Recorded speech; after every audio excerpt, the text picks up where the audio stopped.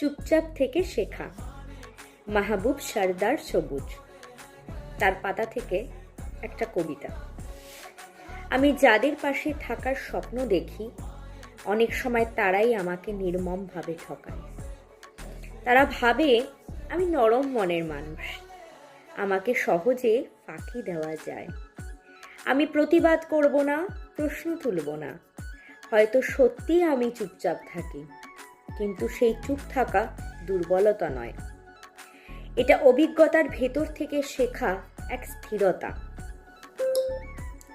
প্রতিটি আঘাত আমাকে বুঝিয়েছে সবাই আপন হয়ে থাকে না, সব কাছের মানুষ ভরসার যোগ্য হয় না। তাই এখন আর কষ্ট প্রকাশ করি না, ভেতরে ভেতরেই শিক্ষা নিয়ে নিই, আর মানুষকে চিনতে শিখি অনেক দূর থেকে।